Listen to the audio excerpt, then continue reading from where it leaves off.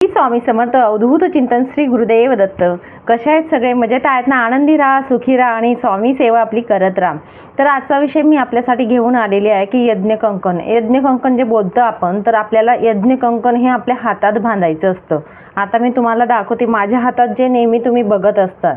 तर हे यज्ञकंकण जे आहे ते 3 पदर आहेत बघा, 3 धागे आहेत बरोबर. तर हे यज्ञकंकण आपल्या हातात असणं खूप आवश्यक आहे. हे कसं बनवलं जातं, याच्यासाठी कोणता मंत्र आपण बोलायचा असतो बांधताना आणि कोणत्या पद्धतीने आपण बनवायचं आहे, किंवा डायरेक्टली आपण धागा आणून बांधतो का, तर नाही. तर आपल्याला काय करायचे ते तुम्हाला सांगेल. सप्ताह कालावधी जो आहे तो 30 ते आपला 6 तारखेपर्यंत आहे, 7 दिवसाचा. तर आपण या 7 दिवसांमध्ये जेव्हा पण तुम्ही माझा हा व्हिडिओ बघणार आहेत त्या दिवशी अगदी तुम्ही सेवा केली याच्यावर तरीही चालेल, काही हरकत नाही. 7 दिवस सेवा झाली अतिउत्तम.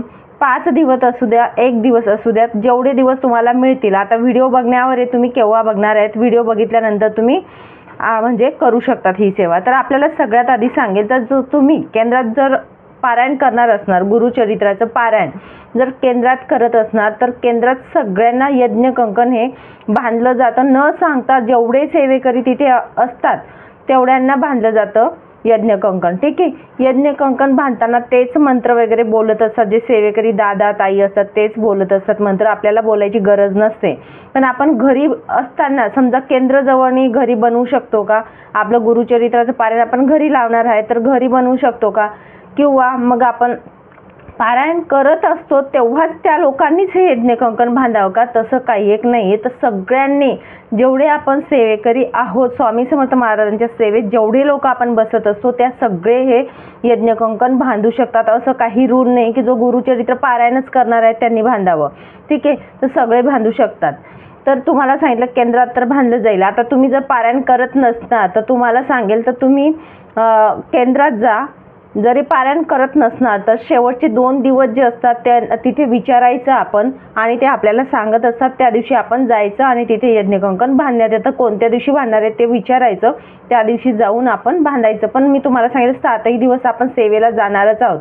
जरी गुरुचरित्र करत नसतो तरी दुसऱ्या सेवांसाठी आपण सगळे जाणार आहोत. पण तिथे विचारा आणि बांधू शकता तुम्ही. जरी पारायण करत नसणार तरी तुम्हाला बांधण्यात येतं. ठीक आहे. आता घरी जो गुरुचरित्राचं पारायण करत आहे किंवा ज्यांच्या जवळ केंद्र नाही अशा लोकांनी काय करावं, तर तुम्हाला सांगेल ह्या 7 दिवसांमध्ये आपण केव्हाही ऑरेंज कलरचा धागा, भगवा कलरचा जो धागा असतो, लोकरीचा धागा किंवा लाल कलरचाही चालत असतो, तो आपण दुकानातून घेऊन या. लोकर जी असते ती आणल्यानंतर महाराजांच्या चरणी आपल्याला ठेवायची आहे. गोमूत्र वगैरे शिंपडा, ती जी लोकरीचा धागा असतो तो हातात घेऊन एक श्री स्वामी समर्थ या मंत्राची म्हणायची आहे. नंतर आपण महाराजांच्या चरणी ठेवून द्यायचा आहे तो धागा. ठीक आहे. आपण 7 दिवसात कुठलीही सेवा तुम्ही करा. तुम्ही गुरुचरित्राचं पारायण करा, स्वामी चरित्राचं पारायण करा किंवा संक्षिप्त श्री गुरुचरित्र पारायण करा. कुठल्याही छोटी मोठी सेवा कुठलीही असू द्या. जर तुम्हाला केंद्र नसेलच तर सांगते, घरात जे असतील त्या लोकांसाठी तर अशा प्रकारे तुम्ही करू शकतात. किंवा गुरुचरित्र घरात जरी करत आहेत तर मग आपण महाराजांच्या चरणी हा धागा ठेवायचा आहे. आणि शेवटच्या दिवशी आपण जेवढी सेवा, मंत्र, स्तोत्र जे काही पडत असतं त्या या धागा जो असतो हा मंत्रून होतो. ठीक आहे. हा धागामध्ये एक पावर निर्माण होते, एक शक्ती येते. आणि हा धागा नंतर शेवटच्या दिवशी, सप्ताहाच्या शेवटच्या दिवशी आपण हातात बांधायचा असतो. बांधताना कुठला मंत्र बोलावा इथे स्क्रीनवरती फ्लॅश होईल तुम्हाला, तो मंत्र आपण बोलायचा आहे. तर तुम्हाला सांगेल ही जे आपण बांधत असू याचे फायदे काय असतात किंवा याचं महत्त्व काय आहे ते मी थोडक्यात तुम्हाला पुढे सांगेल. पण अशा पद्धतीने आपण धागा बांधू शकतो. जो कोणी गुरुचरित्राचं पारायण करत नाही त्यांनीही ही सेवा अशा प्रकारे घरी केली तरीही चालेल.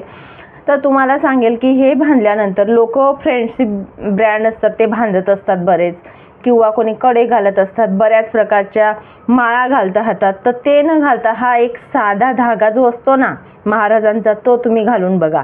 हा साधा धागा राहत नाही. जेव्हा आपण दुकानातून आणतो तेव्हा फक्त लोकर असते, पण जेव्हा आपण महाराजांची मंत्रस्तोत्र याच्यावर पडतं त्याच्यात एक पावर, एक शक्ती निर्माण होत असते. आणि ही शक्ती जी असते ही सदैव आपल्या सोबत असते. आता महाराज आपल्या सोबत असतात हा धागा आपल्या सोबत राहणं म्हणजे महाराज सदैव आपल्या सोबत असतात. वाईट बाधा असू द्या, आजारपण असू द्या, लहान मुलं चिडचिड करत आहेत, लहान्यांपासून म्हाताऱ्यांपर्यंत सगळे हा धागा आपल्या घरात सगळ्यांना बांधायचं आहे संरक्षण म्हणून. तुम्हाला घाबरतोय, रात्री कुठेतरी ड्युटीला जातात किंवा जीव घाबरतो किंवा वाईट बाधा असतात, या गोष्टींना तुम्ही घाबरतात, करणी बाधांना घाबरतात, तर हा धागा आपल्या सगळ्यांच्या हातात बांधा घरातल्यांना. आणि आपले संरक्षण कवच म्हणून असतं, आपल्या सोबत सदैव आपल्या सोबत असतं. महाराज आपल्या सदैव सोबत असतात. महाराजांचा फोटो आपण किंवा मूर्ती सदैव नेतो का सोबत बाहेर जातो तेव्हा नाही, तर हे यज्ञ कंकण जे असतं ते आपलं संरक्षण करत असतं आणि महाराजांच्या रूपात आपल्या सोबत असतं. हे फक्त वर्षातून 2 वेळाच आपण बांधू शकतो, जेव्हा दत्त जयंतीचा सप्ताह असतो तेव्हा आणि स्वामी पुण्यतिथीचा सप्ताह असतो तेव्हा. या 2 कालावधीमध्ये आपण बांधू शकतो. म्हणून तुम्हाला सांगेल आग्रह करून, जो सप्ताह आपला चालणार आहे या दिवसांमध्ये 7 दिवस तुम्ही ठेवलं चरणी महाराजांच्या तरी चालेल, 7व्या दिवशी तुम्ही बांधा किंवा शेवटचे 2 दिवस बाकी येईल तेव्हा मी तुमचा व्हिडिओ बघितला किंवा 3 दिवस बाकी तेव्हा बघितला तेव्हा तयार केला. अगदी 1 दिवस अगोदर जरी तुम्ही रात्रभर जरी महाराजांच्या चरणी ठेवला हा धागा तरीही चालेल, नंतर तुम्ही शेवटच्या दिवशी बांधू शकतात. या प्रकारे आपल्याला यज्ञ कंकण बनवायचं आहे. ठीक आहे, तर या पद्धतीने माहिती होती. याचं तेवढा म्हणजे लाभ तेवढाच आहे आपल्याला स्वतःला. म्हणून तुम्हाला सांगेल सगळ्यांनी, पुरुषांनी महिलांनी सगळ्यांनी बांधायचं. आणि नॉनव्हेज वगैरे हा काही रूल नाही आहे की म्हणजे बऱ्याच आता लोकांना वाटेल की मी नॉनव्हेज खात असतो मग माझ्या हातात हवं का, तर बांधू शकता तुम्ही. याला काही नियम वगैरे काही एक नाही आहे. ठीक आहे, तर तुम्ही बांधू शकतात. पुरुष जे असतात ते उजव्या हातात बांधत असतात आणि महिला या डाव्या हातात बांधत असतात, हे लक्षात घ्या फक्त.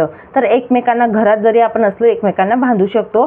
फक्त बांधताना आपला जो मंत्र फ्लॅश होईल इथे हा मंत्र आपल्याला बोलायचा आहे. ठीक आहे, चला मग सांगितलेली सेवा जी ती महाराजांच्या चरणी अर्पण करते आणि इथेच विराम घेते. श्री स्वामी समर्थ. अवधूत चिंतन. श्री गुरुदेव दत्त.